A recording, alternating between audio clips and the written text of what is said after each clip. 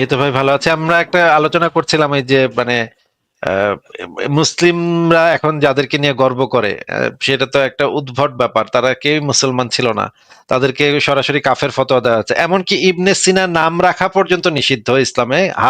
এটা একটা হারাম জিনিস ফতোয়া। এটা কি আসিফ ভাই জেনে বুঝে নাকি না জেনে? বেচারারা জানে না ইবনে সিনা সম্পর্কে, আল রাজি সম্পর্কে, না জেনেই এই কাজটা করছে, নাকি জেনে বুঝে প্রপার ইনফরমেশন জেনে এই কাজটা করতেছে? কোনটা আছে ভাই? আমার মনে হয় অনেকে জানে, জানার পরেও না মানে কেমন যেন ইয়া করতে থাকে, মস্টা মস্তি করতে জামাইতা থাকে অনেক। জামাইতা লোকজন যারা ইবনে সিনার নামে চালাচ্ছে, হসপিটাল চালাচ্ছে, তারা তো জানে, 100% তো জানে নাকি আসিফ ভাই? প্রতিষ্ঠাতা যারা যারা আছেন তারা তো জানে for sure, without any doubt. তারা জানে কিন্তু তারপরে জানার পরেও তারা এই জিনিসটা নিয়ে মস্টামস্টি করে, কেমন যেন একটু মস্টামস্টি করে যে না, তার না, এখানে আকীদা, যে এখানে তো আমার সে একটা কোরআন খতম দিছিল, কোরআনের হাফেজ ছিল, এগুলো বলার চেষ্টা। আরে কোরআনের হাফেজ তো মুফতি আব্দুল্লাহ আল মাসুদ তো কোরআনের হাফেজ, এই জন্য কি সে ইয়া নাকি, মানে ইসলামের কেউ নাকি? কি অদ্ভুত কথাবার্তা। হ্যাঁ, এসপি ভাই বলেন আপনি। হ্যাঁ, মানে এখানে ব্যাপারটা হচ্ছে আমার যেটা মনে হয় যে তাদের যেহেতু মুসলমানদের মধ্যে এমনি সায়েন্টিস্ট বলেন বা স্কলার বলেন যে রিয়েল যারা, তারা তো এমনিই কম। সো তাদের হাতে যেই কয়টা গুটি আছে তারা সেই কয়টা গুটি তো ফেলবে না। এটা তো মানুষকে বোকা বানানোর একটা পদ্ধতি। তারা হয়তো অনেকেই জানে যে ইবনে সিনা এরকম ছিল, অনেক ফ্রি থিঙ্কিং করতো বা এটা করতো, কিন্তু তারপরেও তাদের হাতে তো গুটি নাই, ঠিক আছে? তারা তো এটা খেলতে হবে তাদের, ঠিক আছে? So that's why they are playing this game actually. মানে জামাতে আপনি কি মনে করেন তারা ইতিহাস জানে না? তারা জানে, অবশ্যই অনেকেই জানে, আমি বলবো না সবাই জানে, কিন্তু তারা তো জানে যে বাংলাদেশের জনগণ এই বিষয়গুলো এত গভীরভাবে দেখে না বা তারা স্টাডি করে না। তো তারা ওই যে ইউজ করতেছে ইবনে সিনার নাম, হ্যাঁ মুসলিম একজন এত বড় দার্শনিক, সে মুসলিম ছিল। So they are just playing the game. এটা এটা আমার যা মনে হয়, ঠিক আছে? তাহলে আমাদের উপর একটা দায়িত্ব বর্তায় যে এই জিনিসটা তাদেরকে জানিয়ে দেয়া, যে তাহলে আমরা একটু জানিয়ে দিই, আমরা একটু তাদেরকে জানিয়ে দিই। কারণ হচ্ছে তা যারা জানে না তাদের তাদের জানা থাকা দরকার যে ইবনে সিনা যে একজন কাফের ছিলেন, এবং তার নাম রাখাও যে একদম কুফরি সেটাও আমরা, এবং তার নামে কোনো প্রতিষ্ঠানের নাম রাখাও একদম সরাসরি হারাম, এটা আমরা শুনে নিই ডক্টর আব্বু কি জাকারিয়া থেকে আমরা শুনে নিই। ইবনে সিনা, ফারাবি আর কিন্দি, এই তিনজন ছিল মুসলিম আকীদা ধ্বংস করার প্রথম প্রথম পথ দেখিয়েছে এরা। অথচ এদের আপনার কাছে খুব প্রিয় নাম। এদের নাম শুনলে আপনি এদের নামে মজা দেন, এদের নামে আপনি হাসপাতাল দিচ্ছেন, এদের নামে আপনি প্রতিষ্ঠান করতেছেন, এদের নামে আপনি মুসলিম নাম দিচ্ছেন, বিভিন্ন মুসলিম প্রতিষ্ঠানের নাম দিচ্ছেন। এর অর্থ হচ্ছে আপনি জানেন না কোত্থেকে আকীদা নিতে হবে। আমাদের আকীদা নিতে হবে কোরআন থেকে, আমাদের আকীদা নিতে হবে হাদিস থেকে, আর আমাদের আকীদা নিতে হবে সালফে সালেহিন সাহাবায়ে কেরাম যেটার উপরে একমত হয়েছেন সেখান থেকে, আর আমাদের আকীদা নিতে হবে বিশুদ্ধ আকল থেকে। এটা 3 নম্বর। 4 নম্বরে যাবে আর আকীদা নিতে হবে ফিতরাত থেকে, যে আল্লাহ আমাদেরকে দিয়ে দিয়েছেন, ফিতরাত আল্লাহিল্লাতী ফাতারান নাস আলাইহা লা তাবদীলা লিখালকিল্লাহ। এগুলি বাদ দিয়ে যে ব্যক্তি মনে করবে আমার বিবেকেই যথেষ্ট, বিবেক থেকে আকীদা নিবে, অথবা বিবেক থেকে আকীদা নিয়ে গ্রন্থ লিখেছে সেগুলি পড়াচ্ছে, লক্ষ লক্ষ ছাত্র সেখান থেকে বের হচ্ছে। তারা যখনই আপনি বলবেন রব্বুল আলামিন আরশের উপর উঠেছেন, তারা বিশ্বাস করবে না। কেন বিশ্বাস করে না? আপনি দেখবেন তারা উপরে আল্লাহকে বিশ্বাস করে না। আমি আপনাকে যদি পড়ে শুনে আপনি আশ্চর্য হবেন। এদের গ্রন্থে কি লেখা আছে আমি আপনাকে একটু পড়ে শোনাবো, আপনি একটু শুনে আশ্চর্য হবেন তারা কি বলতেছে, তারা কি বলে। এরা কি আসলেই সত্যিকার অর্থে ঈমানের কথা বলছে কিনা আপনি শুনেন কি বলে, শুনেন। আল্লাহ তাআলা সম্পর্কে আকীদা রাখেন। বলতেছে আল কাদিম আল হাইয়ুল কাদিরুল আলিম লাইসা বিআরদিক, লাইসা বিআর, আর বুঝেন তার কোনো গুণ নাই, অর্থাৎ গুণ আনা একটা তিনি। তারপরে ওয়ালা জিসমিন, এবং তার কোনো অস্তিত্বশীল কিছু নাই। ওয়ালা জাওহার, তার কোনো মানে তার অস্তিত্ব হওয়ার মতো কিছু থাকে, জাওহার বলা হয় অণু পরমাণু, মানে এরকম কিছু হতে পারবে না তিনি। আচ্ছা, ওয়ালা মুসাওয়ার ওয়ালা মাহদুদ, এবং তিনি আরশের উপরে থাকতে পারবেন না। ওয়ালা মাহদুদ ওয়ালা মুতাবাঈদ, এবং তার কোনো তিনি আল্লাহ যে সমস্ত কথা তার কোরআনে বলেছে হাদিসে বলেছে কোনোটাই থাকতে পারবে না। ওয়ালা মুতাইয়িজ, এবং তিনি আরশের উপরে থাকতে পারবেন না। ওয়ালা মুতারাক্কিব, এবং তার কোনো হাত থাকতে পারবে না, এবং তিনি যা বলেছেন যে তার চেহারা আছে এটাও থাকতে পারবে না। ওয়ালা ইউসাফু বিল কাইফিয়া ওয়ালা বিল মাহিয়া ওয়ালা ইতামাক্কানু ফি মাকান, কোন স্থানে তিনি নাই, কোন জায়গায় তিনি নাই, অর্থাৎ তিনি আরশের উপর নাই। এবং এইভাবে বলতে বলতে শেষ পর্যন্ত বলে দিয়েছে যে আল্লাহকে দেখা যাবে এইটা বিশ্বাস করলো, তবে কোন দিকে দেখা যাবে তা বলা যাবে না। নাউযুবিল্লাহি মিন যালিক। এইটা মুখস্থ করানো হয় আপনাদের প্রতিষ্ঠানগুলোতে। সেই প্রতিষ্ঠানগুলো থেকে আপনার এই প্রতিষ্ঠানগুলো কথায় কথায় ক্বালা আল্লাহু ওয়া ক্বালা রাসূল শিক্ষা দিবে। আপনি কোনটা গ্রহণ করবেন আপনি সিদ্ধান্ত নেন। আপনি কি তথাকথিত গ্রিক দার্শনিকদের বক্তব্য নেবেন, আপনি কি তথাকথিত ওই কালাম শাস্ত্রবিদদের তথাকথিত পচা জিনিস নেবেন, নাকি আল্লাহর কথা রাসূলের কথা যেখানে বলা হয়েছে সেটাই নেবেন, আল্লাহর বাণীতে যা বলা হয়েছে সেটা নেবেন? একজন গবেষক ছিলেন তিনি, তিনি ডাক্তারি বিদ্যায় খুব পারদর্শী ছিলেন, তবে ছিলেন কারামাতা ফেরকার লোক ছিলেন। এবং তিনি বলতেন যে আমরা হাকিম আমরিল্লাহ, আমি এবং আমার পিতা, তিনি বলছেন আর কি, ইবনে সিনা বলছেন তিনি এবং তার পিতা তারা হাকিমরা আমলিরা ইবাদত করতো, স্পষ্ট তিনি উল্লেখ করেছেন। তিনি কেউ বলে যে তিনি ইবনে সিনা কোরআন হেফজ করেছেন, ওই সমস্ত কোরআন হেফজের কাজ হবে না। অর্থ হচ্ছে কি জন্য হেফজ করলে, কত কাফের হেফজ করলে কোনো কাজ হবে না, কারণ হচ্ছে তারা আসলে ইমানদার ছিলেন না। এটা হলো বিশুদ্ধ মত। ইবনে তাইমিয়া, ইবনুল কাইয়িম, শাইখ সালেহ ফাওজান সহ শুধু তারা নয়, এই বিষয়ে আমরা ফেসবুকেও লিখেছি এবং এই বিষয়ে ইসলাম হাউসও আছে। আপনারা www.islamhouse.com আছে, তো আপনারা এগুলোতে দেখে নেবেন যে ইবনে সিনা সম্পর্কে আসলে কি। ইবনে সিনা আসলে ইমানিয়াত ক্ষেত্রে যা বলেছে সবগুলি ভুল, অর্থাৎ তার দার্শনিক চিন্তা ভাবনা সবগুলি ভুল, একটাও শুদ্ধ নাই, একেবারেই শুদ্ধ না। সে কারণ সে গ্রিক দর্শনটাকে অনুমোদন নিজের মতো করে সাজিয়ে মুসলিমদের মধ্যে চালাতে চেষ্টা করেছে। ইবনে সিনা, ফারাবি এগুলি এই জিনিসগুলো মুসলিমদের মধ্যে আমদানি করে মুসলিমদের মধ্যে সমস্যা তৈরি করেছে। এর জন্য এদের এগুলি পুরোটাই ভুল। ইবনে সিনার যে জিনিসটা আলোক উজ্জ্বল এবং সমুজ্জ্বল, সেটা ইবনে সিনা ডাক্তার ছিলেন। একজন ডাক্তার তার ডাক্তারি বিদ্যায় যে জিনিসটা পারদর্শী হতে পারে সেটা আমরা অস্বীকার করি না। একটা কাফেরও যদি কোনো ডাক্তারি বিদ্যায় ভালো করে, আমরা তার ডাক্তারি নিতে কোনো সমস্যা আমরা মনে করি না। এই জন্য ইবনে তাইমিয়া রহমতুল্লাহ আলাইহি এবং ইবনুল কাইয়িম এবং ইমাম আমাদের সালেহ ফাওজান আলেম কি অনেকগুলো ফতোয়া আপনি দেখতে পাবেন যে ইবনে সিনা আসলে কাফের ছিল, ইমানদার ছিল না। ইবনে সিনাকে কাফের বলছে এই জন্য তার কর্মকাণ্ডের কারণে, তার যে সমস্ত কথা সেগুলির কারণে। হ্যাঁ, আমরা সুনির্দিষ্টভাবে কাউকে কাফের আমরা বলা নিয়ম না, কিন্তু এটা বলার কারণ হচ্ছে তার এটা প্রমাণিত হয়ে গেছে এই জন্য। আচ্ছা, আপনারা দেখলেন যে ইবনে সিনা একজন কাফের ছিলেন, একদম পরিষ্কার, কোনো ধরনের রাগ ঢাক ছাড়া, যে একদম এটা একদম নাকি প্রমাণিত বিষয়। এই কারণে এই জিনিসটা বলে দিলেন। বলেন এসপি ভাই, বলেন আপনি। হ্যাঁ ভাই, ওই যে যে মুসলিমদের যে ওরা যে বলে যে ইসলামিক গোল্ডেন এজ, এইটা ডিক্লাইন আমি একটা ওই যে নীল দেগ্রাস ট্রাইসনের একটা শুনতেছিলাম একটা, তো ওখানে উনি বললো যে লাইক ইমাম আল গাজ্জালি নাকি এই গোল্ডেন এজটা মানে ডিস্ট্রয় করার জন্য একটা ভূমিকা পালন করলো। হ্যাঁ, এটা কি আসলে মানে ট্রু, মানে এরকম কোনো হিস্টোরিক্যাল? অবশ্যই ট্রু। ইমাম গাজ্জালি শুরুর দিকে মানে ফিলোসফি নিয়ে খুবই ইন্টারেস্টেড ছিল, কিন্তু ফিলোসফি যতই সে পড়ছে ততই সে বুঝতে পারছে যে যুক্তিবিদ্যা দিয়ে যদি ধর্মকে করা হয় তাহলে ধর্মের আসলে অসুবিধা আছে। এটা একটা ইমান বিধ্বংসী, মানে ফিলোসফি জিনিসটা হচ্ছে একটা ইমান বিধ্বংসী বিষয়। যত ফিলোসফি পড়বে তত মানুষের মধ্যে সন্দেহ, সংশয় দানা বাঁধবে, এবং পরবর্তী সময় সে পুরা ধরনের মানে ফিলোসফির একদম উল্টাতে চলে গেল। প্রথম জীবনে সে ফিলোসফির প্রতি খুবই ইন্টারেস্টেড ছিল, শেষে গিয়া সে পুরা ফিলোসফির এগেনস্টে চলে গেল, এবং সে বলল মানে কোরআন হাদিসে যা লেখা আছে সেটা অন্ধভাবে বিশ্বাস করলেই মানুষের মুক্তি সম্ভব, অন্ধবিশ্বাসের মাধ্যমে মানুষের মুক্তি সম্ভব, যুক্তি দিয়ে কখনো ধর্মকে বিচার করতে যাওয়া যাবে না। যুক্তি হচ্ছে ইমান বিধ্বংসী একটা জিনিস, সেই জিনিসটা সে করলো। আমি আরেকটা ভিডিও একটু দেখাইতে চাই ফারাজ ভাই। আমি এই সংশয় মূলে একটা ভিডিও আছে, দাঁড়ান একটু। ফারাজ ভাই সংশয় মূলে, ফারাজ ভাই কই গেলেন? ফারাজ ভাই কি আমার ব্যাকে পাঠাই দিয়া বলে ফারাজ ভাই কই গেল ভাই? এটা কোনো কথা? না, আমি তো পাঠাই নাই ভাই, আমি আসলেই পাঠাইনি তো আপনারে। না, সমস্যা নেই ভাই। আচ্ছা ফারাজ ভাই, এই যে আওয়ামী লীগের সাথে সবাই এই ধরনের কাজই করে ভাই, কি আর করে? বলেন ভাই। ফারাজ ভাই নতুন একটা ভিডিও আপলোড করছি, ইসলাম কি যুক্তি দিয়ে চলে, এই একদম সংশয় মূলের একদম শেষে আছে। এই ভিডিওটা কি আমি একটু বাজাইতে চাচ্ছিলাম, কিন্তু অনেকক্ষণ লাগবে এই ভিডিওটা চললে। তাহলে আপনি 7 মিনিট, খুব বেশি লম্বা না আছে ভাই, ছাড়েন, আপনি ছেড়ে একটা ব্রেক দিয়ে আসেন আছে ভাই। তাহলে আমি একটা ব্রেক দিয়ে আসি, আপনিও মানে একটু বিন্দাস বসে থাকেন চুপচাপ। হ্যাঁ, তাহলে আমি একটু পরে আসতেছি। আপনার যুক্তিকে ইসলাম এক কানা করিয়ে মূল্য দেয় না। আপনার যুক্তি রাখেন, দলিল দিয়ে ইসলাম চলে, যুক্তি দিয়ে ইসলাম চলে না। ইসলাম মাথা নত করে দলিলের কাছে, যুক্তির কাছে নয়। আলী রাদিয়াল্লাহু আনহু বলছেন, লাউ কানা দ্বীনু রায় বলে না, কি রায় হলো বলে না, বিচারের রায় কি বলে নাকি? এই রায় শব্দটা কিন্তু আরবি, রায় মানে ফয়সালা, সিদ্ধান্ত।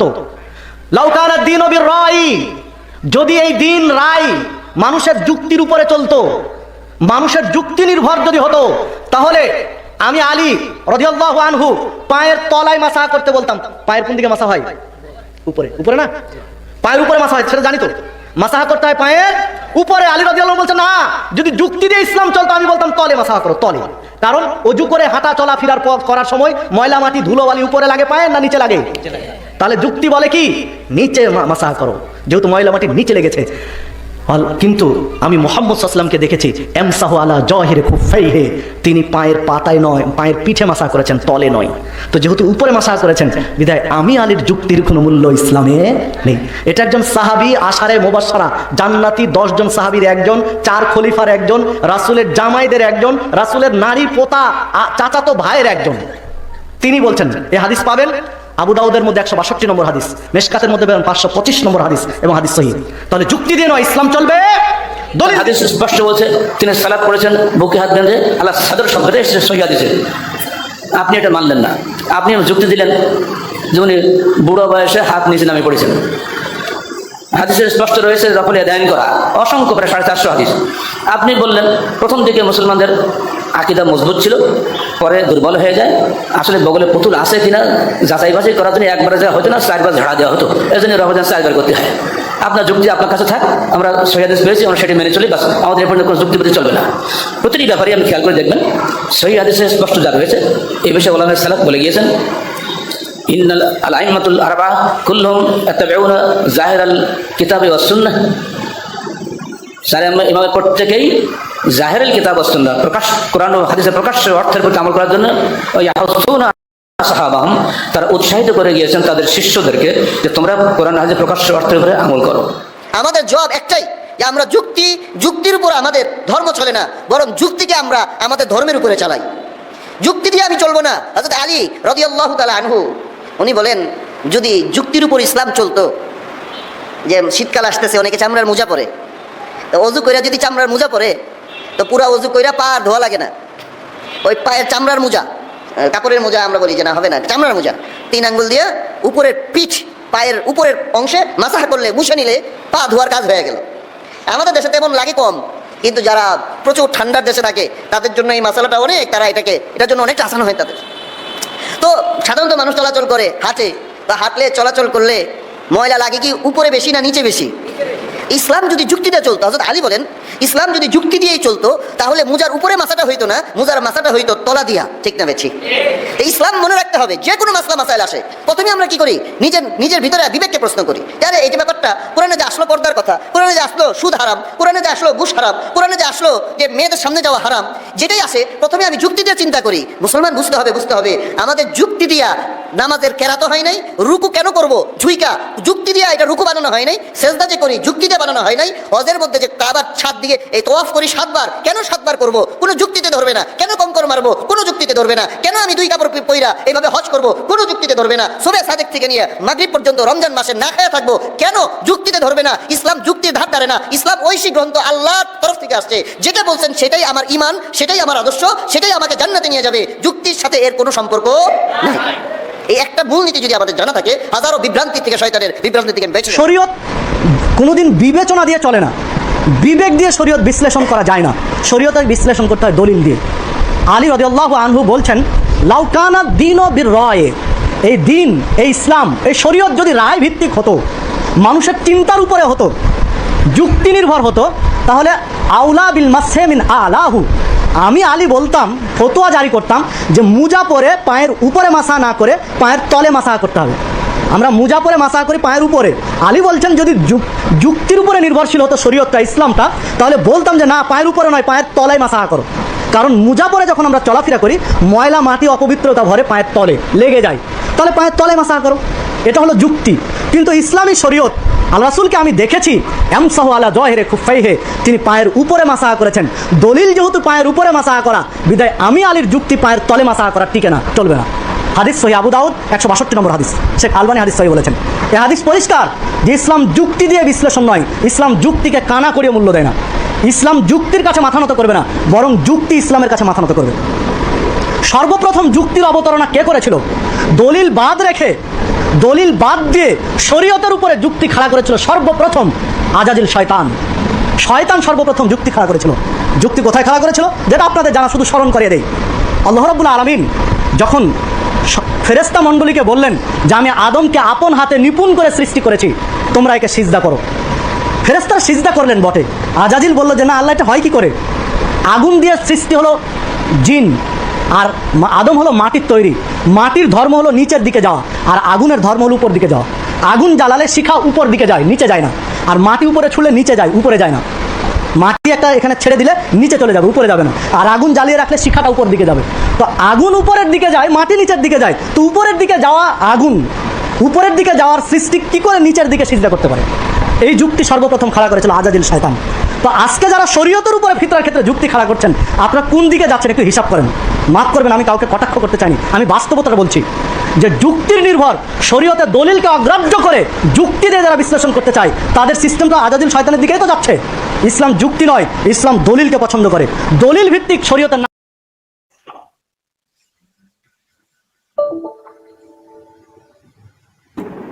মাশাআল্লাহ, জব্বর কথা বলেছেন। জি ভাই বলুন। এসপি ভাই একদম পারফেক্ট। আচ্ছা ভাইয়া, আমি হচ্ছে কি আসলে ওই আসিফ ভাইকে একটা ভিডিও পাঠাইছিলাম, ওইখানে একজন হুজুর মাওলানা একটা ওয়াজে বলতেছিল যে লাইক যেই মহিলা হচ্ছে গিয়ে ওই যে বিষ মিশিয়ে দিছিল মুহাম্মদকে, এবং যেটার কারণে মুহাম্মদ মারা গিয়েছিল, উনি বলে কনভার্ট, মানে লেটার শি কনভার্টেড টু ইসলাম। মানে দূর ভাই, মাইরেই তো ফেলাইছে, এটা তো মাইরেই ফেলাইছে। কনভার্টেড টু ইসলাম মাই আস, মাইরেই ফেলাইছে। মায়েরাই ফেলছে, তার মানে এটা হ্যাঁ, পুরো যে Oh my বিষ God! দিছে যে কে, তা সে তো মাইরেই ফেলাইছে দাঁড়ান দেখে। তাহলে সে এইভাবে এরকম একদম স্ট্রিক্ট মিথ্যা কথা বলে দিল পুরা এত বড় একটা ওয়াজে। আমি এমনকি ভিডিওটা পাঠাইছিলাম আসিফ ভাইকে। সারপ্রাইজিং, সে হুজুর মিথ্যা কথা বলছে, এটা তো হইতেই পারে না।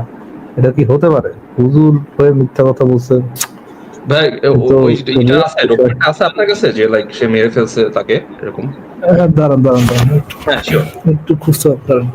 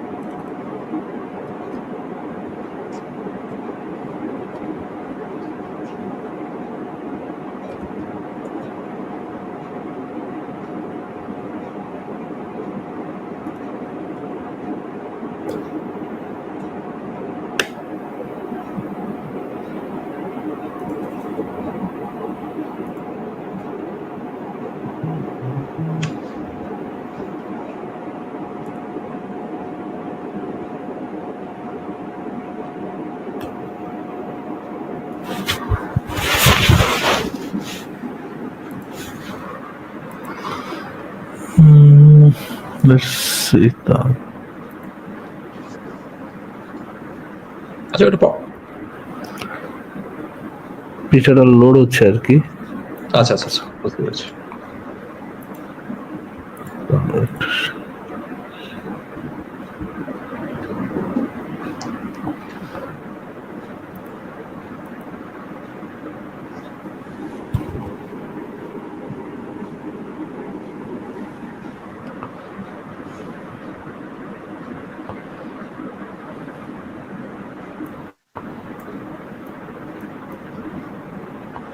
আসিফ ভাই কি ব্যাক করবে নাকি? আসিফ ভাই, হ্যাঁ আসিফ ভাই ব্যাক করবে। আচ্ছা এটা হচ্ছে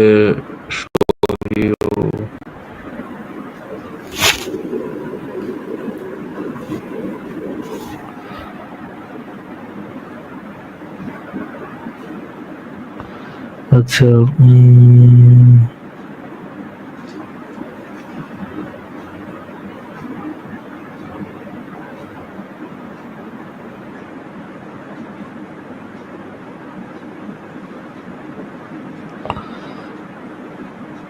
তুলে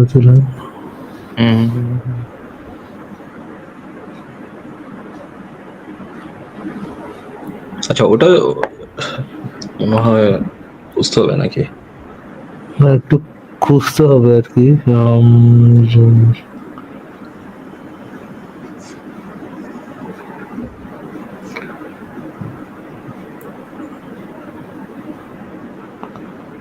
রেহাই দিলাম। এটি আপনার কোনো প্রতিবেদন? এই মহিলার বিষয়ে এখানে বলা নাই। আসিফ ভাই জানতে পারে। I don't know. হ্যাঁ, কি কি ব্যাপার ভাই, কি জানতে চাচ্ছেন? হ্যাঁ, ওই যে আমি আপনাকে আসলে একটা ভিডিও পাঠাইছিলাম, একজন হুজুর একটা ওয়াজে বলতেছিল যে লাইক যে মহিলা হচ্ছে গিয়ে আপনার নবীকে মানে মোহাম্মদকে বিষ খাওয়া মাংস খাওয়াইছিল, ওনাকে উনি নাকি ওই মহিলা নাকি পরে ইসলামে কনভার্ট করছিল আর কি, মানে না ইসলাম না ধর্ম। না না, এই যে এই যে ভাই, এই যে এখানে এই যে দেখেন, রাসূলুল্লাহ সাল্লাল্লাহু আলাইহি ওয়াসাল্লাম নির্দেশ দিলে অতঃপর তাকে হত্যা করা হলো। ও মাই গড, See? পুরা মিথ্যা কথা বলে দিল ওয়াজ আপনি মাহফিলে। যদি নবী হয়ে থাকেন, আমি যা করেছি তাতে আপনার ক্ষতি হবে না, আর যদি আপনি বাদশা হয়ে থাকেন তাহলে আমি আপনার থেকে মানুষকে শান্তি দিলাম। রাসূলুল্লাহ সাল্লাল্লাহু আলাইহি ওয়াসাল্লাম নির্দেশ দিলে পরে তাকে হত্যা করা হয়। সে আবার দিনের পথে আসে, এটা তো একটা ফাও কথা, মিথ্যা কথা। পুরা ফাউল। ও মাই গড, আচ্ছা ভাই একটা লাস্ট কোশ্চেন করব, সেটা হচ্ছে গিয়ে ওই যে কোরআনে কি রোজার স্পেসিফিক কতদিন রাখতে হবে, এটা কি স্পেসিফিক আছে? মানে এটা অনেকেই বলে আছে, আবার অনেকে বলে নাই। এটা কি মানে কোনো কিছু স্পেসিফিক ভাবে বলে যে কতদিন রোজা রাখতে হবে? আসিফ ভাই, কোরআনে তো স্পেসিফিক করে কিছু বলা নাই বোধহয়, না। এগুলো হাদিসে পাওয়া যায়, এই বিভিন্ন স্পেসিফিকেশন হাদিসে পাওয়া যায়। আহমদুল্লাহ সাহেব তো বলছে যে কোরআন হচ্ছে পাইকারি কথাবার্তার জায়গা। আচ্ছা আচ্ছা, তার মানে কোরআনে রোজার কথাও নাই, আবার হচ্ছে নামাজের 5 ওয়াক্তের কথাও নাই। আচ্ছা, খুবই ইন্টারেস্টিং। কিন্তু আবার আবুল আহাব নিয়ে স্টোরি আছে না, এটা নিয়ে অনেকের সাথে আমার তর্ক হয়েছে। ওরা বলতেছে না আছে এইরকম ওইরকম। ওই যে আহ, ওই আয়াতটা নাই, কিন্তু এর পরে একটা আয়াত আছে, ওইখানে বলছে যে পুরা মাস রাখতে হবে, এরকম সামথিং একটা কথা ওরা গোজামিন দিয়ে বোঝানোর ট্রাই করে। But which is very interesting. But anyway, thank you ভাইয়া ফর অল ইউর টাইম। অনেক ভালো লাগলো আর কি, অনেকদিন। ঠিক আছে এসপি ভাই, ভালো থাকেন, তাহলে বিদায় জানাচ্ছি। এই জিনিসটা খুবই আমার কাছে একদম মানে ঘেন্না লাগছে একদম, মানে বিষয়টা যে একেবারে কি পরিমাণে মানে মোহাম্মদ যে কি পরিমাণ মানে ইয়ার টাইপের লোক ছিল একটা। আমরা একটু দেখি, এই ভিডিওটা আগে একটু দেখি আহমদুল্লাহ সাহেব কি বলে, আমরা একটু শুনি। শোনেন একটু আগে। হ্যাঁ, প্রশ্ন করেছেন, কোন বাবা তার প্রাপ্তবয়স্কা মেয়েকে বুকে জড়িয়ে আদর করতে পারবে কিনা, ইসলাম শরিয়াত ব্যাপারে কি বলে? দেখুন, ইসলামী কি শরিয়াত করতে পারবে কিনা আসিফ ভাই? প্রাপ্তবয়স্কা মেয়ে যদি হয় তাহলে সে বুকে জড়িয়ে ধরে আদর করতে পারবে কিনা। ও আচ্ছা আচ্ছা আচ্ছা আচ্ছা আচ্ছা, ও বাবা ওকে, তার বাবা মেয়েকে। তার নিজের বাবা, নিজের বাবা মেয়ে আর কি, ওকে, তার আদর করতে পারবে কিনা, ওকে। ক্ষেত্রে বাবা অথবা ভাই এরকম কোন রক্ত সম্পর্কীয় গার্ডিয়ান, অভিভাবক বা আত্মীয়, বিশেষ করে বাবার কথা আমরা বলতে পারি, তিনি তার কন্যাকে বুকে জড়িয়ে আদর করবেন না।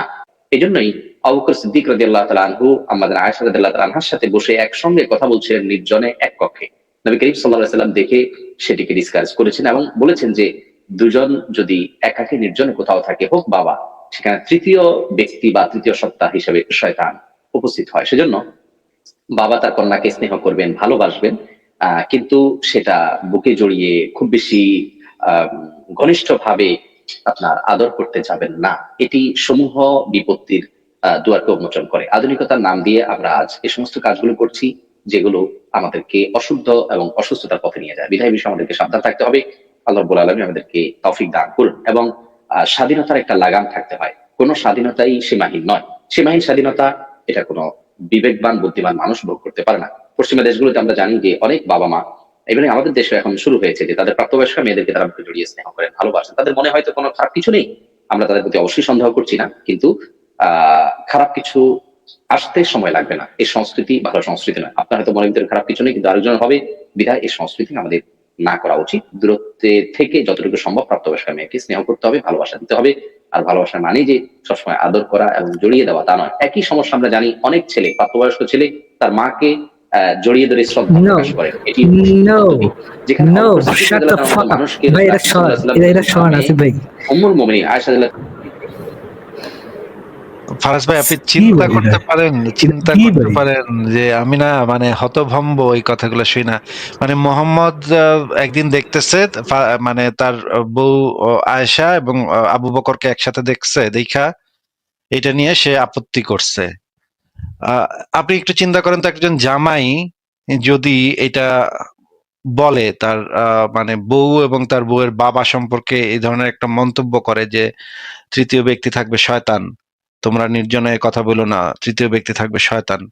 এটা একটা বাবার জন্য কতখানি অপমানের, মানে নিজের মেয়ের জামাই যদি এই কথা বলে, এটা কতখানি অপমানের, এটা মানে এটা কি কল্পনা করা যায় যে এটা কিভাবে? আর পরে যে কথাগুলো বললো আপনি মানে করতে পারেন, মানে এটা কি মানে কিভাবে সম্ভব এই জিনিস? ইস, একদম মানে মাইরা দিছে। মানে মোহাম্মদ যদি মনে করেন তার আচ্ছা ভাই, নিজের ভাই, এই যে সুরা বাচ্চাগুলো এই কথাগুলো বলে, এটা আপনি চিন্তা করতে পারেন যে এটার মধ্যে যদি ধরেন ধর্মের ট্যাগটা না থাকতো, যেটাকে আপনার অন্ধভাবে বিশ্বাস করতে হবে, এই ট্যাগটা যদি না থাকতো আর এবং এরা যদি এই ধরনের কথা বলতো, ডেইলি কয় কেজি জুতার বাড়ি খেতো ভাই, এটা কি আপনি ইমাজিন করতে পারেন? মানে একদম না মাথা টাথা পুরা নষ্ট। এরা কি টাইপের মানুষ? এরা আসলে কি টাইপের মানুষ? এদের সাইকোলজি কি?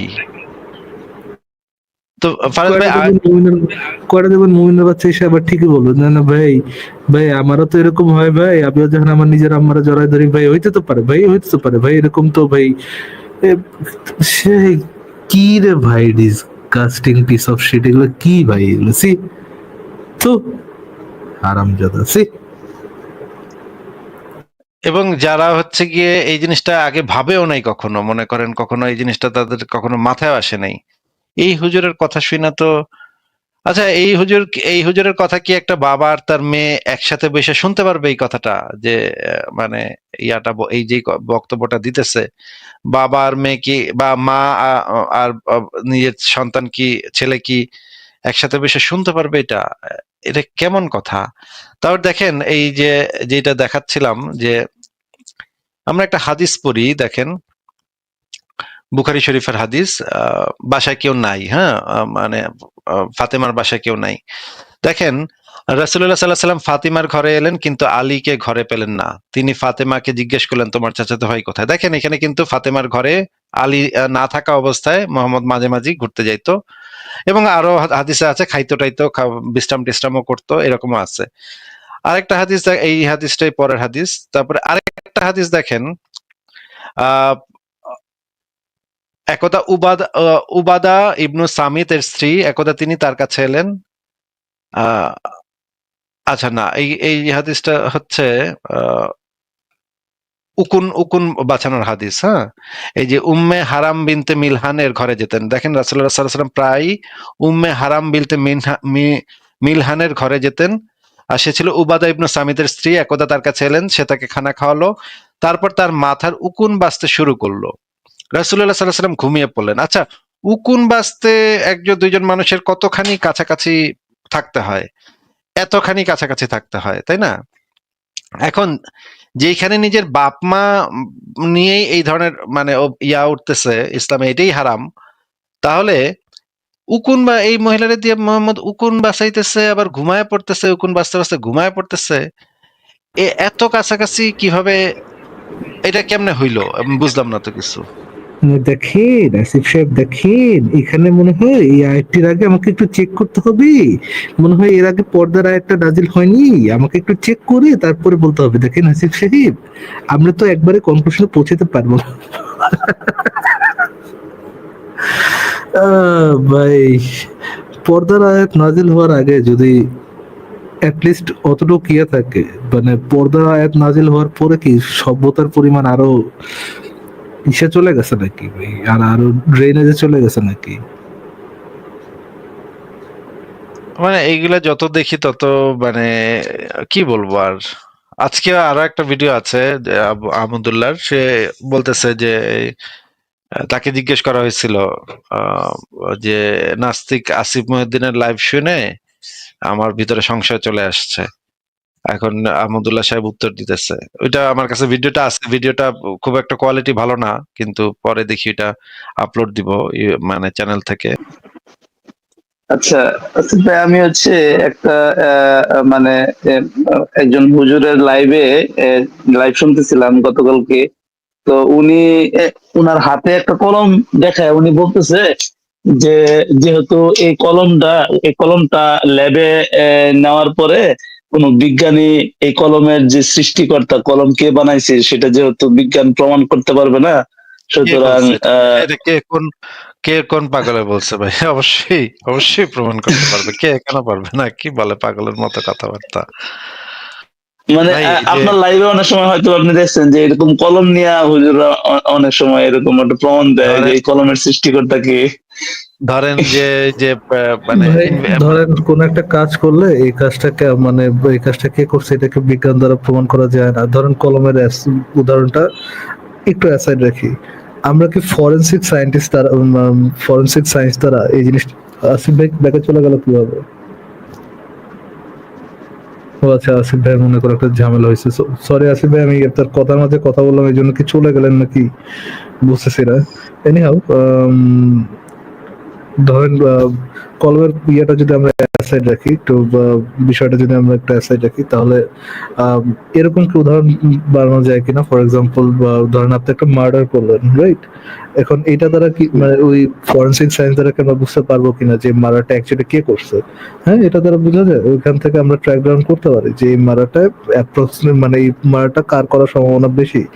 এই ধরেন আপনি তাকে স্ট্যাপ করলেন বা গুলি মারলেন, এটা কি বের করা যায় কিনা? হ্যাঁ, বের করা যায়। বা আপনি ধরেন একটা কলম বানাইলেন, হ্যাঁ, আপনার কলমের মধ্যে যদি ইউনিকনেস কিছু থাকে, হ্যাঁ, আপনার কলমটা যদি কে বানাইছে এটা বের করা যায়। একদমই যে বের করা যায় না জিনিসটা তো এরকম না। ফর এক্সাম্পল আপনি ধরেন আহ, আপনি জাল নোট ছাড়লেন, হ্যাঁ, তো জাল নোট ছাড়লে কি এটা কি বের করতে পারবে না লোকজন, বা পুলিশরা বের করতে পারবে না যে জাল নোটটা কারা ছাড়তেছে? হ্যাঁ, বের করতে পারবে। উদাহরণটা একটু জাস্ট করলেই মানে যাচাই করলে যে আমার ওই চিপার মধ্যে পাইছি, এই চিপার মধ্যে যেহেতু আমার এটা মিলতেছে না, ওইখানে আমি আমার মানে যেহেতু এই চিপার মধ্যে আমার ল্যাক অফ নলেজ আছে, ওই ল্যাক অফ নলেজ আমি সাধারণত গড বসাই দিব। Classic logical fallacy, argument of ইগনোরেন্সের মধ্যে ফেলা দেয়া, গড অফ দ্য গ্যাপস, যেখানে আমি যাই না সেখানে গড। তো এইগুলো হচ্ছে চুনা গাগা লেভেলের যুক্তি বা কুযুক্তি আর কি। হ্যাঁ বলেন ভাই, বুঝতে ভাই। হ্যাঁ, ফারজান ভাই, হ্যাঁ উনি আরেকটা কথা এরকম বলতেছিল। তো উনি আমাকে বলতেছে যে মানে নাস্তিকতা যে একটা ধর্ম, এই ধর্মের সংজ্ঞা কি? আমি বললাম যে নাস্তিকতা ধর্ম হইতে যাবে কেন? নাস্তিকতা তো অবিশ্বাসী, তো নাস্তিকতা যে বিশ্বাস করে না বলে তো সে নাস্তিক, এটা আবার ধর্ম হইতে যাবে কেন? পরে উনি হচ্ছে যে অভিজিৎ রায়ের বই থেকে কয়েকটা লাইনে না দেখাতেছে যে অভিজিৎ রায়ের বইয়ে লেখা আছে যে নাস্তিকরাই সবচেয়ে ভালো ধার্মিক, এরকম। আমি বললাম যে অভিজিৎ রায় কি বললো না বললো সেটা দিয়ে তো আসলে মানে কোনো কিছু হয় না। আমি আসলে আমার যে অবিশ্বাস সেটাই তো আসলে নাস্তিকতা বা ওইটা আবার ধর্ম হইতে যাবে কেন? না, উনি বলে যে সারা বিশ্বের অনেক বড় বড় নাস্তিকরা বলে গেছে যে নাস্তিকতাও একটা নাকি ধর্ম। আমি যে সৃষ্টিকর্তাকে মানতেছি না, এই নাম সৃষ্টিকর্তা নাই, এই বিশ্বাসটা এটাও নাকি একটা বিশ্বাস। আমি বিশ্বাস করি না বলেই তো আমার অবিশ্বাস। মুমিনদের সবচেয়ে বড় সমস্যা কি? মুমিনরা হচ্ছে কি আপনার এই তাদের পড়াশোনার জ্ঞান লাভের সিস্টেমটা হচ্ছে কি একটা চুনা আগা সিস্টেম। তো মাদ্রাসায় হুজুরে বললো, শুনলাম মানলাম, এই প্রসিডিওর চলে। এরপরে যে হুজুর যে কথাটা বলছে বা আমাকে যে কেউ যে কোনো কথা বললাম, এটাকে যাচাই করে দেখলাম যে এইভাবে কি কোনো কিছু ডিফাইন করা যায় কিনা। বা ধরেন একটা বিতর্কে আপনি গেলেন, আপনি বিতর্কে যাওয়ার প্রথম স্টেপটা হচ্ছে যে একজন নিজেকে যেভাবে ডিসক্রাইব করবে, যে পজিশন থেকে ডিসক্রাইব করবে, ওইটা ধরে নিয়ে যে তার সাথে আলোচনা করতে হয়, এই জিনিসটা জানা বোঝায়। এগুলো তো তাদের মধ্যে নাই। ছোটবেলাতে ওই হুজুরের ঠাপ খায় বড় পাবলিকের কাছে হোয়াট এলস ডু। আমি আপনাকে একটা জিজ্ঞেস করি, মানে হাইপোথেটিক্যালি জিজ্ঞেস করি, আপনি কি কোনো মাদ্রাসা মানে কোনো একটা মাদ্রাসায় পড়াশোনা করা মাদ্রাসা ছাত্রের সাথে কথা বলছেন, যাদের কথা বলতেছেন আর কি? হ্যাঁ হ্যাঁ হ্যাঁ হ্যাঁ। ওকে, তাহলে এক্স্যাক্টলি ঠাপ খায় বড় ওইটা হচ্ছে কি ভাই, হোয়াট এলস ডু এক্সপেক্ট? তো এদের থেকে আর কি আপনি রিজনিং আশা করবেন? ওই যে ভাই, ওই যে ইমরান বিন বশির ভাই যে যে মানে সংশয়বাদী হইলো, তারপরে তার কয়েকজন ক্লাসমেটরা যে আবার একটা লাইভ খুলে বসছে যে তারা ইমরান বিন বশিরের সব প্রশ্নের উত্তর দিবে, এরকম ওই যে ওদের লাইভটা আর কি, ওইখানে তারা প্রতি বৃহস্পতিবার লাইভ করে। তো আমি ভাবলাম যে আচ্ছা, আমি তো সবসময় আসিফ ভাইয়ের লাইভ বা অন্যান্য যারা মুক্তমনাদের লাইভ দেখি, তো তারা এটার বিরুদ্ধে কি যুক্তি দিতেছে? ওই যে যে জাহান্নামের যে নিঃশ্বাস সম্পর্কে ওই ইমরান বিন বশির একটা ভিডিও করলো, তারপরে হচ্ছে একজন ইহুদির মেয়ে সবাইকে বাবা মাকে হত্যা করে তার মেয়েকে। Before we go anywhere, Imran bin Bashir, ঠিক আছে, এই লোক জেনুইনলি একটা অসাধারণ লোক। হ্যাঁ, আমি তার যে ভিডিওগুলো দেখলাম, কয়েকটা ভিডিও দেখলাম, এবং তার একটা কনভারসেশন চালায় যাওয়া, একেবারে কাউরে উত্তেজিত করে না দিয়ে কনভারসেশন চালায় যাওয়া, এবং ওই পয়েন্টে থাকা, ফোকাস করা ওই পয়েন্টে, এবং কোনো ধরনের হ্যাজিটেশন না রাখা, এবং ধরেন কোন আপনি একটা তাকে যুক্তি দিতে গেলেন, সাথে সাথে একটা ওই যুক্তির মধ্যে ফাঁক ফোকর খুঁজে বের করে দেওয়া। ছেলে অসাধারণ ট্যালেন্টেড, মানে মাদ্রাসায় পড়াশোনা করছে, বাট তার চিন্তাধারা মাদ্রাসা লেভেল না, আর কি ঠাপ খাওয়া লেভেলের চিন্তাধারা তার মধ্যে নাই। আমি জেনুইনলি মানে ইমপ্রেসড তার তার আলোচনাতে, মোটামুটি ভালো ইমপ্রেসড। হ্যাঁ, বলেন ভাইয়া, বুঝতে ভাইয়া। জি ভাই, মানে এটাই আমি বলতেছিলাম যে উনি যে মানে ক্লেম গুলা করছে বা হাদিসটা যে দেখাইলো যে জাহান্নামের নিঃশ্বাস সম্পর্কে, ওইখানে যে হুজুরকে প্রশ্ন করতেছিল, সেই হুজুরও কিন্তু মানে গুজামিল দিতেছিল, তার কাছে আনসার নাই। একেবারে তোতলানো শুরু করছে হুজুর পুরো। হ্যাঁ, তোতলান। তো ভাই আসলে মানে ওরা যারা লাইভ করে, আমি ওরা বুঝলাম যে ওরাও গুজামিল দিতেছে। মানে আজকে ওই দিন তার লাইভটা প্রথম থেকে শুনতেছিলাম, সে বলতেছে যে যে ইহুদির কন্যাকে মানে নবী বিয়ে করছে তার বাবা মাকে হত্যা করে, সেই কন্যার নাকি আগের থেকেই নবীকে ভালো লাগতো। এটা কোনো কথা? নবীর বউ ছিল একটা পিওর হোর। হ্যাঁ, হর ছিল, হর। সে নবীর বউ এতটাই পিওর মনে যে অলরেডি তার তার বিয়ে হয়ে গেছে, তার বাপ মা তার অন্য জায়গায় বিয়ে দিছে। সে জামাই থাকা সত্ত্বেও যারা জীবনে দেখে নাই, তাকে নিয়ে স্বপ্ন দেখতে, ও হো, এই লোক যদি আবার বাপরে হত্যা করে জবাই করে, এই লোক যদি আবার জামাইটা জবাই করে, কতটা মজা হতো। জবাই করে যদি আমাকে তুলে নিয়ে যেত, দিলওয়ালে দুলহানিয়া লে যায়গে, জঙ্গি নবী মুজে তুলে যায়গে, এরকম যদি ফ্যাসিনেশন আমার পূরণ হয়ে যেত, আহারে কি মজাটাই না হইতো। এরকম একটা স্লাট ছিল সে, রাইট? এই কথাগুলো বলে তার যে ধর্মের মা, মাদার অফ কি জানি এটা, মাদার অফ বিশ্বাসের মা না কি জানি বলা হয়, এই তার এই মাকে যে তারা স্লাট বানাইতেছে, এটা কি বোঝা যায় না? মানে এটাকে বোঝাতে একটা টাফ বিষয় নাকি ভাই? যদি আনসার না দিতে পারে, যদি আনসার নাই দিতে পারে, চুপ থাকুক। ও এরকম ভাবে ওর নিজের ধর্মকেই তো নিজে সে ছোট করতেছে, যে মানে স্লাট বানায় বসে আছে। আমার নিজের নবীর লুঙ্গি বাঁচাতে গিয়ে বারে স্লাট বানায় বসায় দিচ্ছে। চিন্তা করেন কি যুক্তি, যুক্তির খেতা মুড়ি দিয়ে শেষ। চিন্তা করেন অবস্থা রে। না, আমার মায়ের ছিল স্লাট, এই হচ্ছে তাদের যুক্তি। হ্যাঁ, বলেন ভাই। আমি ওনাকে বললাম যে আপনি যে ভিডিওতে চেহারা দেখায় সুন্দরভাবে কথা বলতে পারতেছেন, আর আমি ক্যামেরাটা অন করতে পারতেছি না। আপনি যদি আজকে আমার জায়গায়, আমি যে স্ট্যান্ডে কথা বলতেছি, এই স্ট্যান্ডে যদি কথা বলেন, আপনার কি ওই মাদ্রাসায় চাকরি থাকবে না আপনার কল্লা থাকবে মাথার উপরে? আপনি তো, আপনার হাতে তো কোনো স্কোপ নাই, আপনার হাতে কোনো অপশনই নাই। আপনি যদি অন্যভাবে চিন্তা করেন তাহলে আপনার চাকরি থাকবে না, কল্লা থাকবে না। তাহলে আপনি চিন্তা করতেই তো পারবেন না অন্যভাবে। আপনি যত যুক্তি আপনার মাথার মধ্যে কাজ করলেও তো আপনি পারবেন না,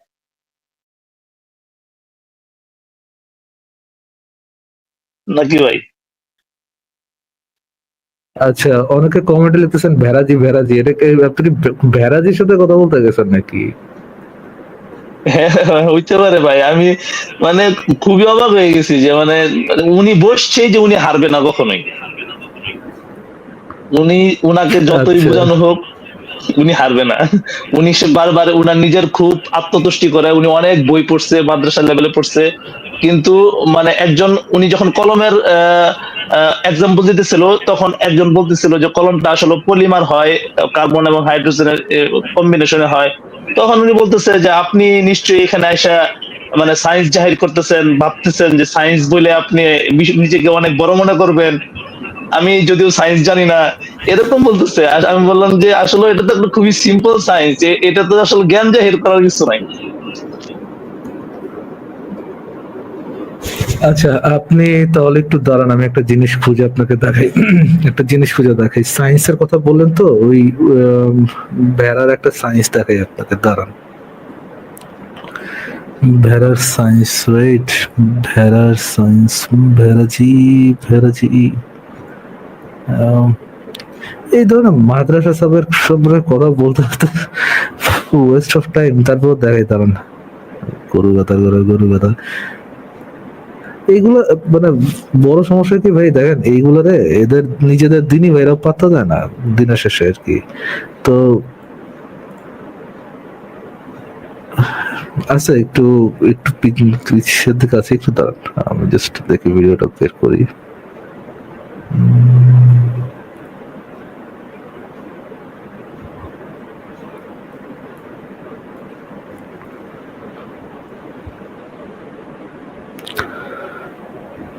আচ্ছা, পেয়েছি, দাঁড়ান।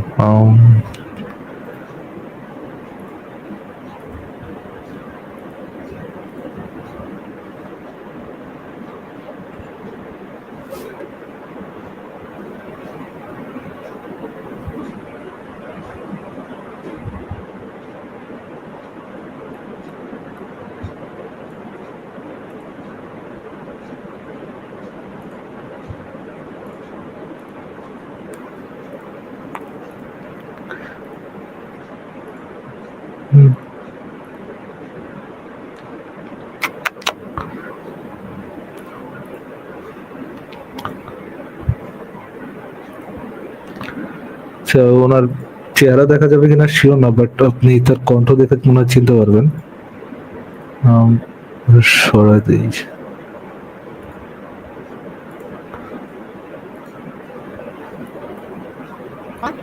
ওই প্রোডাকশন ভাবিও না যে ওই যে 2-4টা জোড়া তালি দেওয়া জিনিস দিয়ে শুধুমাত্র ওই 2.5 পয়সা সস্তা পপুলারিটির জন্য এমকাসার এখানে আসতে হয়, বা তানভীর আহমেদের মতো লোকজন যারা অলরেডি রিচ ইঞ্জিনিয়ার, হ্যাঁ, তারা ওই তোমাদের মতো 2.5 পয়সার ওই যে অ্যাডভার্টাইজমেন্ট করার জন্য এখানে আসে। হ্যাঁ,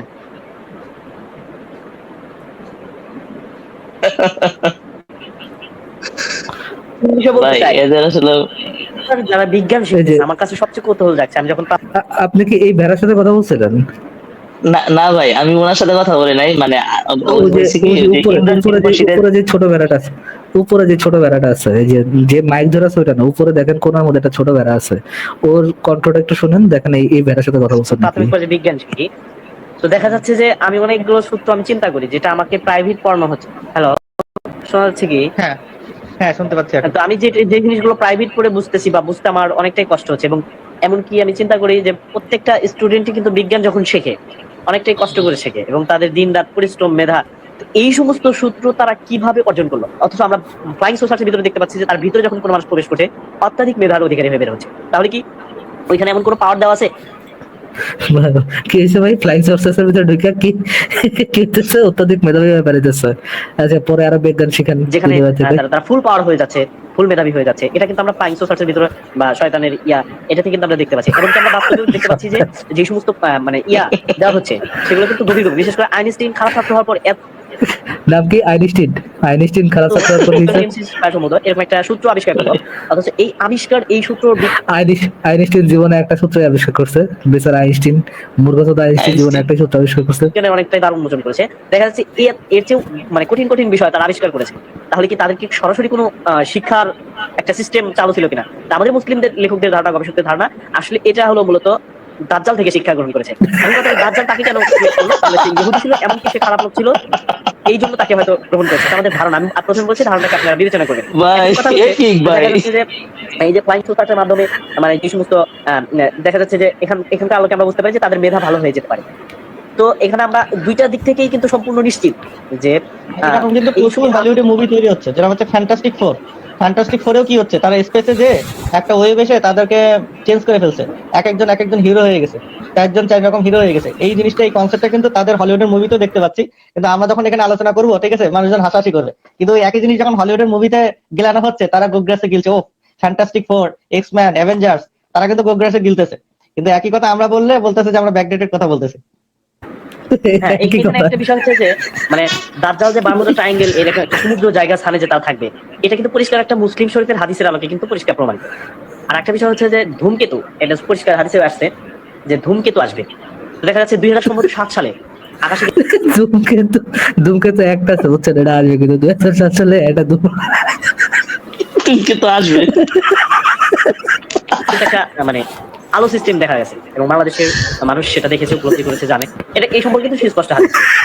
2007 সালের জীবনে বহু বছর পরে একটা ধূমকেতু দেখছে মানুষ। হায়রে হায়রে হায়রে হায়রে ভাই। তো এটা কিয়ামতের আলামত। তো দেখা যাচ্ছে কিয়ামতের প্রায় সম্পূর্ণ আলামতি কিন্তু দাজ্জাল আসার আবির্ভাবের প্রায় আলামতগুলো কিন্তু আমরা অলরেডি পেয়ে গেছি। এখন এই যে বিজ্ঞানের আবিষ্কার, সবকিছু নেই দেখা যাচ্ছে, বিশেষ করে নাস্তিকটা দেখা যাচ্ছে এই তো আমরা অনেক বিজ্ঞান অনেক কিছু করে ফেলে দিছি, আমরা মানুষই তো অনেক কিছু পারি। আসলে কি মানুষ এগুলো করতেছে? বা বর্তমান দেখা যাচ্ছে যে আরেকটা বিষয় হচ্ছে যে ওই যে আপনার ভাই আমি ওদের যুক্তি শুনি না। যাই হোক, আমার যে আসলে আজকের যে মানে আমি যে বিষয়টি বলতে চাচ্ছিলাম, যে তাহলে দেখা যাচ্ছে পরিষ্কার যে আমরা যে সমস্ত তথ্যগুলো পাচ্ছি সেটার আলোকে দাজ্জালের পূর্ণ স্থানটা আমরা বুঝতে পারছি যে এটা সমুদ্রের তীরে। ঠিক একই সিস্টেম হাদিসের মধ্যে আমরা পাচ্ছি, মুসলিম শরীফের হাদিস, সহিহ মুসলিম শরীফের হাদিস। সেখানে দেখা যাচ্ছে তামিমে দারি নামে একটা সাহাবী ছিলেন। এই তামিমে দারি ভাই প্রচুর বৈজ্ঞানিক ভাবে প্রমাণ হয়ে গেছে যে দাজ্জালের অবস্থান, স্থান, কাল, পাত্র, এই এত প্রমাণ ওদের হাতে কিভাবে থাকে ভাই?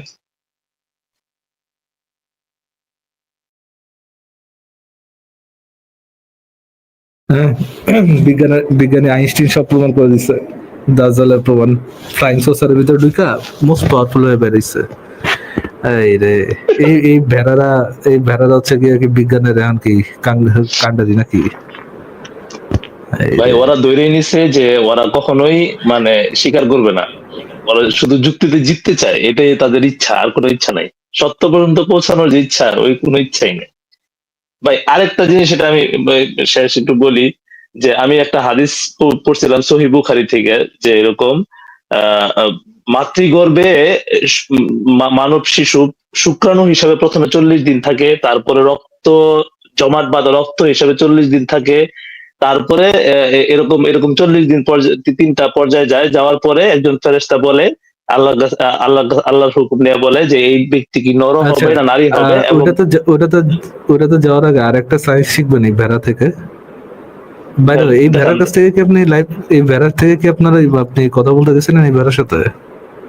না ভাই, উনার সাথে না, মানে যাদের করতেছিলাম তারা মূলত ইমরান বিন বশিরের কথাগুলোর জবাব দেওয়ার জন্য লাইভ শুরু করছে রিসেন্টলি, তাদের কাছে শোনার ওই জবাবটা শোনার জন্য। ও আচ্ছা আচ্ছা আচ্ছা আচ্ছা আচ্ছা আচ্ছা, এই ছেলেটাই মনে হয় হইতে পারে, যে বাম সাইডের ছেলেটা, এটাই আরে এটাই ভেড়া রে ভাই, এটাই তো ভেড়া। মাওলানা রুহুল আমিন ভেড়াজি, রুহুল আমিন সিরাজি, মাওলানা রুহুল আমিন সিরাজি, এটার কথা বলতেছি। এটা তো অরিজিনাল নাম হচ্ছে ভেড়াজি। আচ্ছা দেখেন ভেড়াজি কি বলে। পানির পবিত্রতা বা পানি অপবিত্র হয় কিনা, আপনি যে টপিকটা নিয়ে আসছিলেন সেটা সম্ভবত পানির পবিত্রতা বা পানি অপবিত্র হয় কিনা এমন একটা টপিক। আমি এখানে যে টপিকটা দিয়েছি যেটা হচ্ছে আপনার হাদিসের আলোকে বিপরীত কোরআনের নাসেখ মানসুখ, এটার ক্ষেত্রে ও আচ্ছা আচ্ছা। না যে একটু আগে বলছিলেন সোলারিন আলেকজান্ডার যে লোকটা আছে, উনি নাকি কি বলছিলেন, আমি তো ওইটা শুনিনি, না শুনলে তো ওইটা নিয়ে আলোচনা করাটা মুশকিল হয়ে যায়। আপনি আসলে যে বিষয়গুলো দিয়ে থাকেন এটা হচ্ছে দাউদ জাহরির ইমাম রয়েছে। তো দাউদ জাহরি ইমামটা সমস্ত হাদিসের বাহ্যিক হাদিসের উপর আমল করে। উনি একটা জিনিস এই হাদিসের মধ্যে আছে, যেটা সেটা হচ্ছে যে কোন জিনিস মানে আল্লাহ সুবহানাহু জিজ্ঞাসা করা হচ্ছে যে আসলে এক জায়গায় কূপের ভিতরে এখানে বিভিন্ন ধরনের ময়লা আবর্জনা ফেলা, ওই কূপের পানিটা কি জায়েজ তখন আল্লাহ সুবহানাহু বলছে লা ইয়ানজিস কোন জিনিস পানিকে না পারে না। আল্লাহ সুবহানাহু জিজ্ঞাসা করা হচ্ছে যে আসলে এক জায়গায় কূপের ভিতরে এখানে বিভিন্ন ধরনের ময়লা আবর্জনা ফেলা, ওই কূপের পানিটা কি জায়েজ তখন আল্লাহ রাসূল বলছেন আই এন্ড পুরো জিনিস পানিকে না পারে না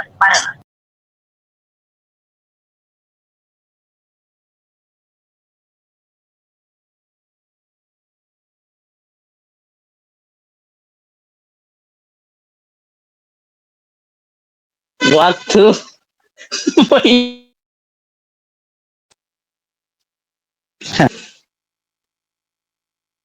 ভাই মেয়ে লোকের হাইজেন নেকড়া কুকুরের গুস্ত যাবতীয় দুর্গন্ধযুক্ত জিনিস কিভাবে সম্ভব ভাই? ওইখান থেকে আবার অজু করা কিভাবে সম্ভব?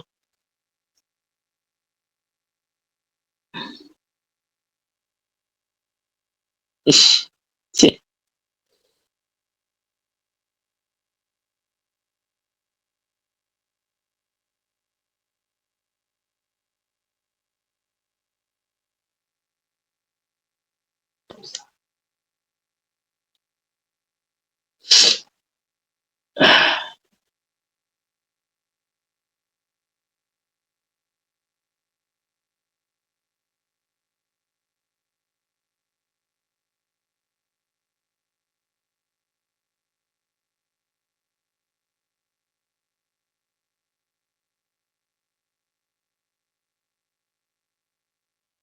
হ্যাঁ ঠিকই বলেছেন। হ্যাঁ ঠিকই তো বলেছেন। আচ্ছা, উনি কি এমন কিছু বলার চেষ্টা করছিলেন কিনা যে পানি নাপাক হয়, এমন কিছু বলার চেষ্টা করছেন কিনা? আচ্ছা আচ্ছা, তাহলে আমি বলবো। হ্যাঁ, এখন ক্লিয়ার হলাম। আচ্ছা, পানিকে যে নাপাক করা যায় না, যেটা হযরত মুহাম্মদ সাল্লাল্লাহু আলাইহি ওয়াসাল্লাম আগে। আমার কথা কি এতক্ষণ শোনা গেছিল ইয়া ভাই? না না না, শোনা যায় না। আচ্ছা আচ্ছা, আমি তাহলে একটু জাস্ট হাদিসটা একটু দেখাই। আচ্ছা, হাদিসটা একটু পড়ে শুনি। আবু সাইদ আল খুদরি থেকে বর্ণিত, একদা রাসূলুল্লাহ সাল্লাল্লাহু আলাইহি ওয়াসাল্লামকে জিজ্ঞেস করা হলো, আমরা কি মদিনার বুজা নামক কূপের পানিতে উযু করতে, হ্যাঁ বুজা নামক কূপের পানিতে উযু করতে পারি? কূপটির মধ্যে মেলোকের হাইজেন নেকড়া, কুকুরের গোশত ও যাবতীয় দুর্গন্ধযুক্ত জিনিস নিক্ষেপ করা হতো। রাসূলুল্লাহ সাল্লাল্লাহু আলাইহি ওয়াসাল্লাম বললেন, রাসূলুল্লাহ সাল্লাল্লাহু আলাইহি সাল্লাম বললেন, পানি পবিত্র এবং কোনো কিছু একে অপবিত্র করতে পারে না। হাদিসের মান হচ্ছে সহিহ। এটা হাদিসটা হচ্ছে আবু দাউদের অধ্যায় 1 হাদিস নম্বর 66। হাদিসের মান সহিহ, যে কোনো কিছুই পানিকে কি করতে পারবে না, অপবিত্র করতে পারবে না। আচ্ছা দেখি কি বলে। হ্যাঁ ঠিকই তো বলেছেন। আচ্ছা, উনি কি এমন কিছু বলার চেষ্টা করছিলেন কিনা যে পানি নাপাক হয়, এমন কিছু বলার চেষ্টা করছেন কিনা? আচ্ছা আচ্ছা, তাহলে আমি বলবো। হ্যাঁ, এখন ক্লিয়ার হলাম। আচ্ছা, পানিকে যে নাপাক করা যায় না, যেটা হযরত মুহাম্মদ সাল্লাল্লাহু আলাইহি ওয়াসাল্লাম 1450 বছর আগে উনি বলে গিয়েছেন। আমি 1450 বছর আগে যাব না, আমি আজকের দিনে আসি। আপনারা বলবেন হাদিস এবং কোরআন দিয়ে, আর আমরা চেষ্টা করব ইনশাআল্লাহ বিজ্ঞান এবং প্রযুক্তি দিয়ে। ঠিক আছে? তো দেখেন,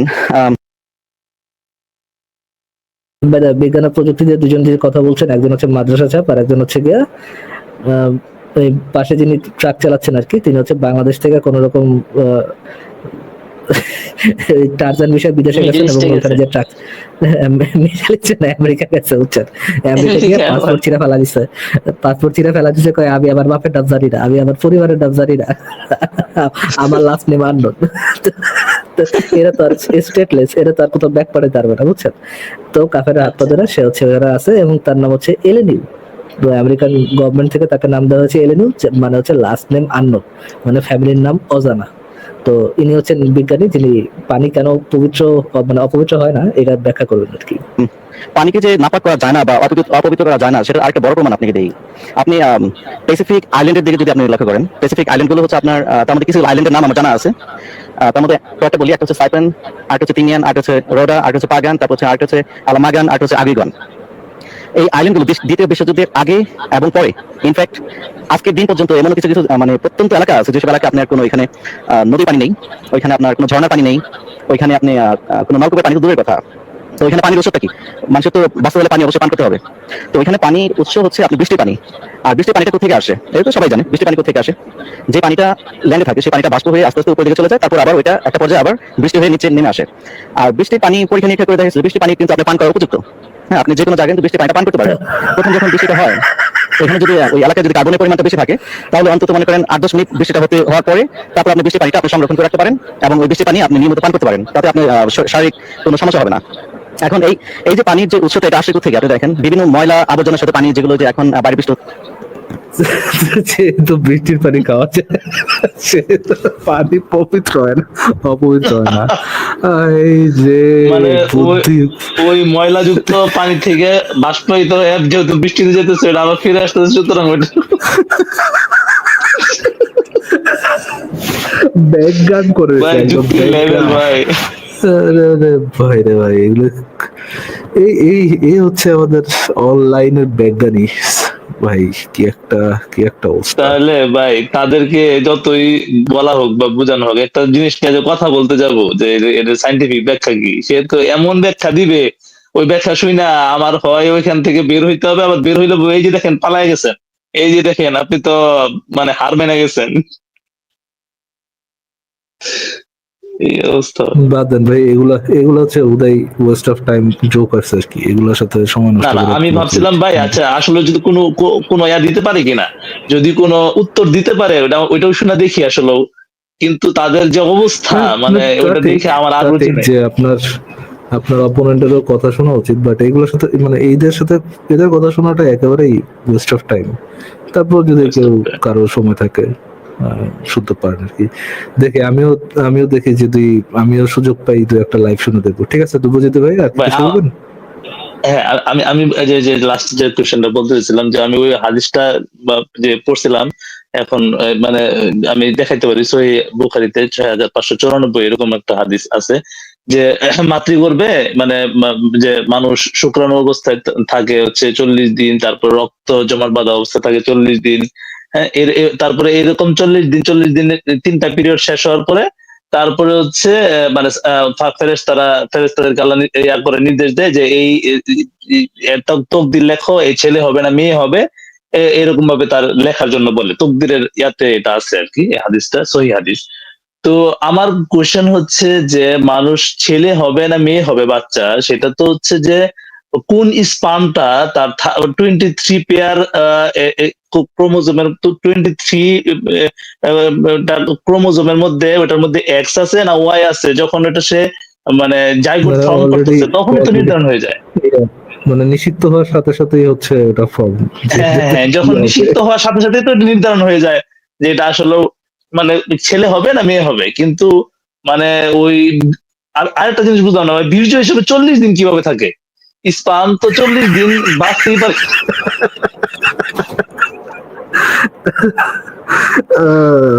ওটা ভাই না, ওটা মেয়েদের পেটে যেটা আছে ওটা ডিম্বাণু না, ওটা হচ্ছে গিয়ে স্পার্ম ব্যাংক।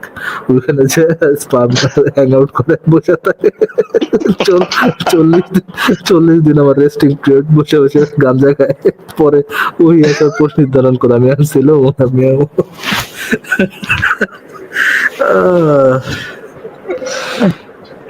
ভাই মানে এগুলো যে জিজ্ঞাসা করবো, এই জিনিসটা যে আমি জিজ্ঞাসা করবো কাউকে, ওই রকমই তো মানুষ খুঁজে পায় না যে আপনি একজন যে কোরআন হাদিস জানে খুব ভালোভাবে তাকে জিজ্ঞাসা করবো যে ভাই সাইন্টিফিক ব্যাখ্যা কি, তখন সে আমাকে এমন সায়েন্স দেখাবে যে আমি তখন বলবো ভাই আমার মাফ করে দেবো আর কি। চেহারাতে মাকাই দেওয়াচ্ছি নাকি?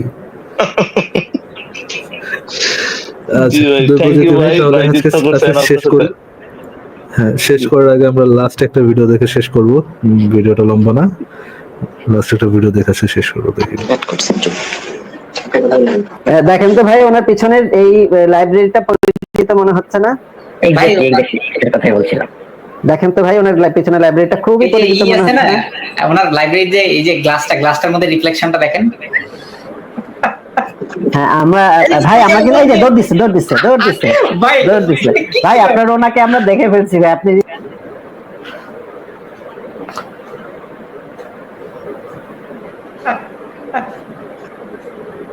म्यूजिक। बबलू बबलू बबलू बबलू भाग गया है देखो बबलू, जैसे बबलू खेल रहा हो अक्कड़ बक्कड़ बम पे भो, 80 90 पूरे 100 में लगा धागा, बबलू निकल कर भागा। बबलू बबलू बबलू बबलू भाग गया है देखो बबलू, जैसे बबलू खेल रहा हो अक्कड़ बक्कड़ बम पे भो, 80 90 पूरे 100 में लगा धागा, बबलू निकल कर भागा। তাহলে ভাই আপনি যদি সত্যবাদী মুসলমান হয়ে থাকেন তাহলে ওনার নামটা একটু সাহস করে বলে দেবেন। এই যে আবার আসলে কোথায় সমস্যা কোথায় চেহারা দেখালে সমস্যা কোথায় আপনি ভালো করেন আমাদের ভালো করেন এখন নাই আপনি আলোচনা করেন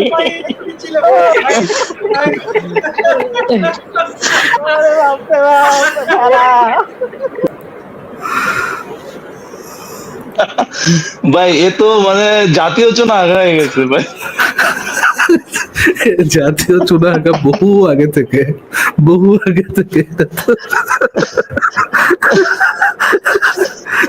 ক্লাসিক চুনা আঁকা ভাই, এগুলা তো নতুন না, তো বহু আগে ভাই থেকে আমি দেখছি তো এগুলো। না জানি না একদম ক্লাসিক চুনা আগার সাথে ভাই বাস করে ফেলছি ভাই।